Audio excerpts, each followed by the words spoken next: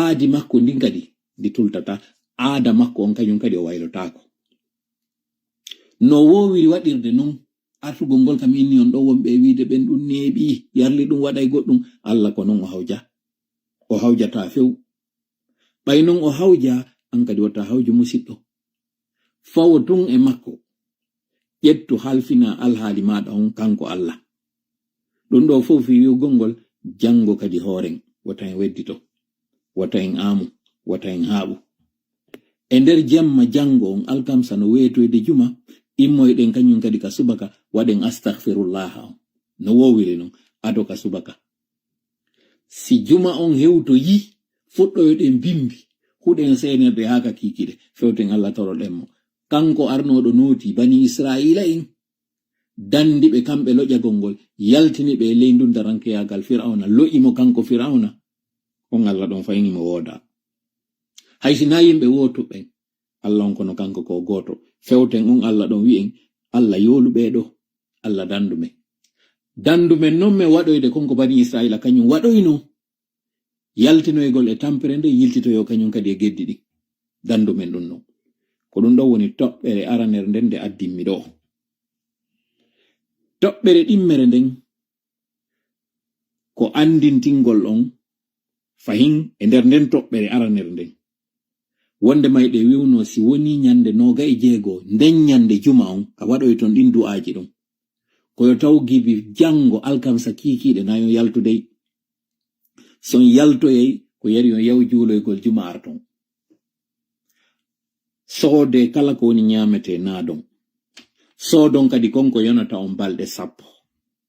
Balɗe 10 mi fillo. Balɗe 10 gibi alkamsa jango koyo tawi no wodi ka wawon wurude mum haa timma balɗe 10. Soodon ɗum ɗo naadon. Ko on ɗum hikkoyta ɗon, ko on ɗum waɗoyta ɗon no mi wiri on non ono waɗe tun ka wi'a ɗon kon. Ko ɗum ɗo woni menen ko men tori on ara non ɗum e konko tawata haray no fokkiti e nder e balɗe ɗo si Allah jaɓi. Yandi non mi torike on, mi jeeji on. Men torike on, men jeeji on. Yandi ka fi Allah, ka rewi Allah, ka jokki enɗan jaɓe waɗugol ɗum ɗo. Hooloɗen Allah, hoolo rommo, kono hoolodiren kañum kadi hakkundeji meɗen waɗe ɗum ɗo hina ko satti landa ɗon ɗo. Nayon immo darto ɗon finkari wi'a ɗon. Nayon immo yeebo wonkiji moɗon wi'a ɗon. Ko andina ɗon goɗɗum hino suti, ka tawata onon kadi ko ɗum ɗo woni ko lanna ɗon ko ɓuri e fanɗude kon wone ka cuuɗi moɗon. An won ɗon ka jananiri a yahaltaw lagine. Yilto dey, yiltota yawton. Siɗa ton hara ko yer hewta yilto yaltu. Nous sommes le 24 décembre, miɗo wadde o live ɗo. Fewndo kam woni e wadde o live ɗo ko mi ndara leere ɗe ni ko 23h02. Mi seedintina on. Tola ari yetike on inni. Si tawi a yaha lagine ta hammirton. Siɗa lagine hiɗa mari feere no yaltira yaltu kisan. Siɗa lagine ala feere no yaltira wata yaltu kama dey gibi jango e alkamsan wonu ka suuduma. Internet on nun ka toɓɓere ɗimmere en gayni ɗum ɗo toɓɓere araner nden ka andintingol ko yewtuno ɗen kon eɗen arde non ka information. Nden toɓɓere ɗimmere ɗon senerde ko eɓɓi waɗugol ngol kon. Wande nyande mi yetino kon hiɓe duwanno waɗude communiqué mo tawata Fonike Menge, Billoba, Habib Marwana, e Nimaga, e nanduɓe maɓɓe accite jonne jama on ka ɓe hilno inne bon kaari e kaari ɓe accitama ɓe arti ka ɓe ngureji maɓɓe. Signe wondema kanko Mamadi ko yurmeteɗo, ko accanowo, ko neɗɗo tawɗo si jama on hoolike mo jonnimo confiance o naɓay ndi leydi e hoore moƴƴintingol hakkunde Guinéen ɓe ko o président de la paix ko ɗum ɗon haɗi ɓe heɓuno. Si tawi on communiqué ɗon waɗaka ko ɓayi haray no gasa Tola yalti yewti wata ɗum ɗon gongine. Am ɗo arde kañum kadi mi waɗa goɗɗo goo fiwata on ɗon kañum kadi laato. Révélation on ko honɗum ko wondema ɓe heɓɓi ɓe duppita internet on jibi jango. Ɓe waɗa e non communication ji e communiqué ji ɗi tawata ko ARPT on e compagnie de téléphonie ji ɗin waɗoyta ɗin communication ji naɓana on mo kala e moɗon message ka téléphone moɗon. Inna on a raison de travaux, a raison de ceci, cela, internet on heɓay perturbation. Hadi ɓe kupa hande, ko fi wata chrétien ɓe ronku heɓude no célébrira mes on hande, mes mo ɓe waɗata on hande. Fiyo ɓe wawa waɗude on mes ɗon. Ko sabu ɗum ɗon hadi ɓe wawa kupude hande internet on. Kuran on non ɓe fuɗɗike kupande woɓɓe gibi hande ɗo ni. On non kuran hadi ɓe kupa mo fewndo ɗo ni difficulté ji ɗi ɓe mari ɗin. Hiɓe inna wata fewndo ɗo ɓe memmin probléme fus e leydi ɗin. Sabu kanon ɗo e yi en waɗiɗo président Sénégal on. Jomaay Faye. O yehi Casamance, o hiwroyke chrétien ɓe ɓen ton, ko ton o ndaari ballon on hanki. Inneteɓe président ɓe ɓen, tawɓe ɓen ko président tigi tigi fewndo kamɓe kon ɗo ɓe jokki. Tanko himo suuɗi no wowir non no wono suuɗirade no. Premier coup d'état makko ngari mo suuɗi e blende. Toujours kanko o yaltatata ko yimɓe ɓe yata waɗa golle ɗin. Yimɓe no wiide ɗo, hade o yalta wola, hade o yalta wowa. Na wowɗo. Ko wowa woɗa. Premier coup makko ko sukaɓe makko ɓe yehi waɗoy coup. O yimmo waɗo inni kanko yawno ka mayde. Deuxième coup d'état makko ko spirɓe makko ɓen o yimmini yo yaw déstabilisa ɗi parti ji ɗi anduɗa ɗo fo. Ko kamɓe yalti wowli kon fop. Ha o gayni wadde o suusali kanko yaltugol wowla o suusali kanko affrontugol ɓeɓe o élimini ɗo fo. Donc ko mboodi gonɗum habbori ɗon mo ko mboodi o kuudota tammo ɗo kañum kadi o yina kanko kadi yalti waɗi kon mani ɗo. Donc on débat ɗon liɓe mo te fof dirne mo na ɗum woni sujet on. Guinéen ɓe ɓen nous avons la mauvaise réponse parce que nous posons la mauvaise question. Mi yimɓe no wola ɗo concert no prévoya joni ɓaya o kofi ari joni o yimɓe ɓen hammir Habib Patako no waɗirni eni Habib Patako mon ɗo wiide ɗon kañum kadi yimɓe yaw concert ji muɗum balɗe seeɗa ɓaawo ɗo no hadina kankadi aɗa mo waɗande mo kanko oya kañum dumboya kañum kadi morsoji yalten e koye débat e jama enjeu on hina ɗum hina yugol concert no waɗa ɗo boycotté mo yahin ɗo na ɗum minni en wawɗo kaka hoore tappata wawaɗo kaka hoore tappete. Yalten e koye débat do caniveau yalten e ɗin ɗon ɓe jonna en ɗin ɗon tunde en ƴeeɗe maɗɗo ɗen. Internet no fokkita doppitanegol peeyi yele hara ɓe andali ko fewndi. Délégué ɓe CEDEAO ɓen ari hewti fi wallitagol ɓe on forfaiture mo tawata ɓe wadde mo e hoore jama on. Onon tawon ko yonɗum marɗon ko joɗɗon yewton fi mum ko parce que artiste johi no invita no wika leydi muɗum no arde kañum kad ɗaɓɓugol geɓal muɗum e juuɗe ɗi bandiji ko ɗum mono marɗon ka yewton. Donald Trump ino ƴettude mesure ji fi onon ɓe Nicaragua ko honɗum e honɗum ɓe waɗata on tawɗon onon ko marɗon fewnɗo ka ɓoggi non ko parce que artiste yo no woodi mo tawata onon kadi ɗon faala jonnude mo audience ɗon faala mo waɗande publicité gratuite finen seeɗa jama yalten e nder nde niwre awa no mi wiiri noon toɓɓere nden ɓe décidi ɓe duppita internet on so inni noon hiɗon télécharge VPN ɗo yon immano haqqeji moɗon ɗin holli han joni hiɗon teni e joɗagol ɗo tawa combat moɗon on ka ɓawa téléphone on ɗon moye wadde. C'est pas sérieux. Sincèrement c'est pas sérieux. Ene on mandi ni mbijo e nder yontere hande kam woni e yewtude ɗo haray ko gotel e piiji ɗiɗi.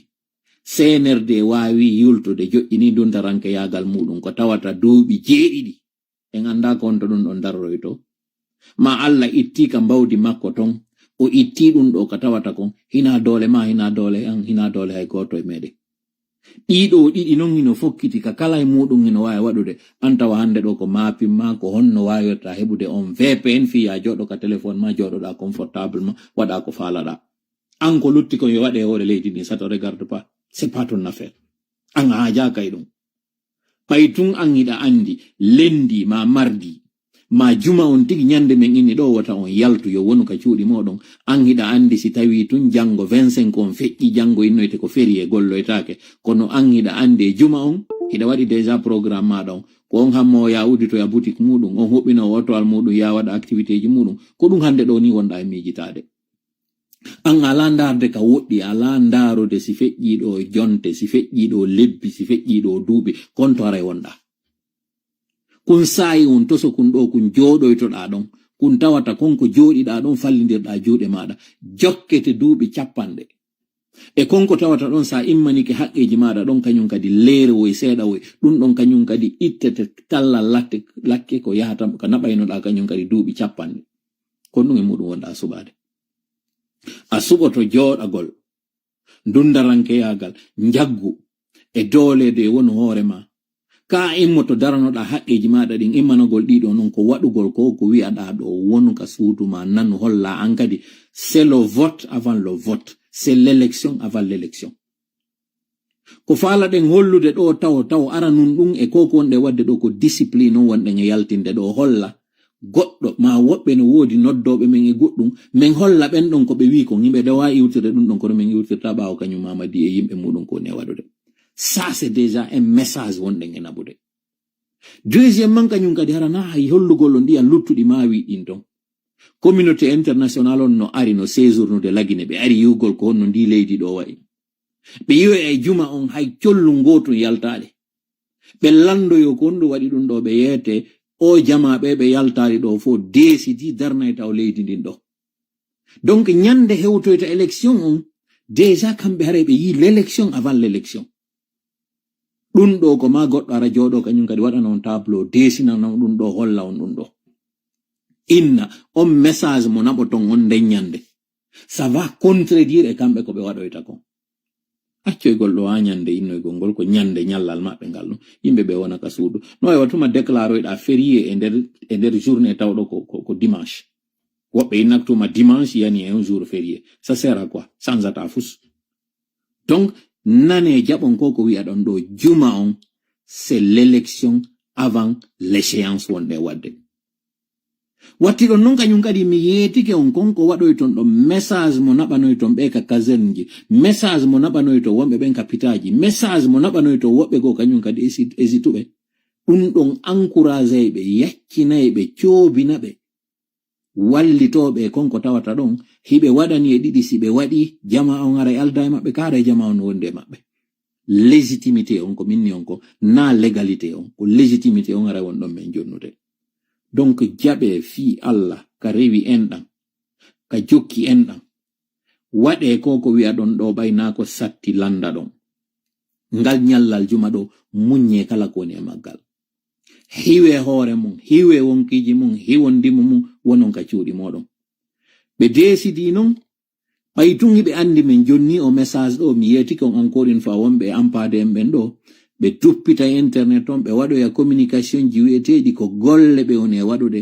ka réseau golle ɗe ɓe woni e waɗoyde ka fibre optique ko golle ɓe woni e waɗoyde e ɗum ɗo e ɗum ɗo e ɗum ɗo ɓe addo e dow argument mo ɓe addoyta ɓeyna ko ɗum ɗon waɗi si tawi ɓe duppitali few ɓayre ɓe hato jini internet on koye wonno awa hihi internet on woni affecté parce que golle no waɗude ko ɗum o message ɗo ɓe préparé so yiyoyi o message ɗo no yalta hunde koko Tola yeetino on ko jonnon mi huɓintinira yewtere nden honɗum senerde fokkintiniɗo ko tawata ɓe townata kono hiɓe waɗani e ɗiɗi hiɓe tanjini ɓaytumɓe ala feere goo ko ma ɓe yaha e muɗum ka yaltoyo jonnon si ɓe duppiti o internet ɗo ɓe ari ɓe tabintini kon ko wiɗon kon ande ñande ɓe yinni ko mascarade maɓɓe on téléphone innama yaytake ka biroji donc en réalité ko tuma feƴƴo e ndeññande alati on ɓe fuɗɗo gibi ndeññande kikiɗe ɓe mari on carnaval mo ɓe yaltinoyta yimɓe o yigo e motoji ɗi ndeññande ɗe mo yowriran noon fimo ɓe yaltiniɗi ɗo kañum kadi ɓe eɓɓiɓe yaltoɓe ɗum gibi ndeññande alati on kikiɗe waɗoygo résultat ji maɓɓe ɗin ɓe fuɗɗo andirde sans aucun suspense wonde ma o feƴƴi ɓe naɓi déjà taw kala préfecture mo ɓe andi ɓe tanjini tension waɗa e muɗum ɓe naɓi ɓen yahoɓe ton ndeññande militarise kala ka ɓe tanjini goɗɗo men minorto ko de dimanche on kikiɗe ndeno wi e lendi bimbi koye taw déjà kamɓe ɓe confirme mum kanko Mamadi o feƴƴi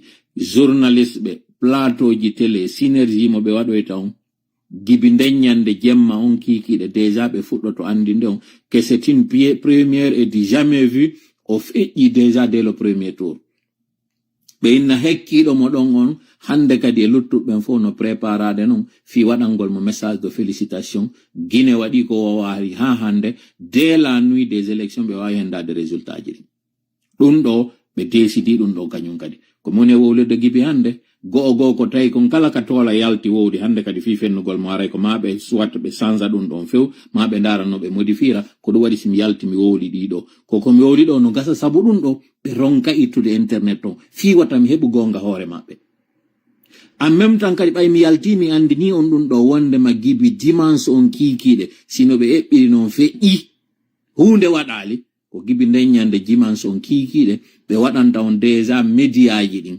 journaliste ɓe waɗata wi'a c'est du jamais vu une première lagine élection waɗa nden ñande jemma on tigita vainqueur on andike ɓeyna sans suspense sans aucune surprise kanko mamadi o feƴƴi ko homɓe noon adoyto jonnoyde on ɗin information ji ko France 24 TV5 RFI en tout cas média étranger ji ɗin ko ɓeɗo jonnoyte on primeur ɗon ko ɓen adoyto annonceoyde ɗon wondema sans suspense ko moji ɗi mi woni e utilisoyde sans surprise et sans suspense kanko mamadi ɓe adoto taw wiyoyde kiikiiɗe telle wano 20h ni ɓeyna premier dépouillement ji ɗin tendance on ko holli qu'il était déjà en avance sur ses concurrents ka wiyoyte ɗon minuit kiikiiɗe ɓeyna déjà la plupart ko yalti kon taw dollo donné largement en avance et donc sans suspense ko kanko woni ko feƴƴi et sans aucune difficulté sans surprise ko kanko woni ko feƴƴi si fuɗɗama no wiyeede kaari nokkel kaari fuɗɗike contestation ɓe fuɗɗo fellude ɓe fuɗɗo wadde ko ɓewne wadde ko c'est pas mauvais ɗum ɗon fof kañum kadi hino tawa eno eɓɓirɗen noon enen kadi ɓe eɓɓi innom wiya kiidu na kaydan wa kiidu kayda hare kon ɗo mi arno ko mi arata mi yetto on ɗo préparano ɗum ɗo moƴƴano e juma on fi Allah hooti annabijo wata on yaltuka mo fi Allah hooti annabijo wata on yaltuka mo mo yahaali lagine wata taƴitirton yewɗon fi e waɗoy noon ton feddo fendane on geru no ƴawira e avion le plus rapidement possible nde no wi e juma hala yalti lagine nani aw torik Allah woni ballo meɗen allahumma amin hawrindena sawabu allahumma amin Allah yon nanu koko yeta ɗon ɗo kon allahumma amin ara en jonidiri rendez-vous et assez on si Allah jaɓi restez chez vous à partir du 26 décembre 2025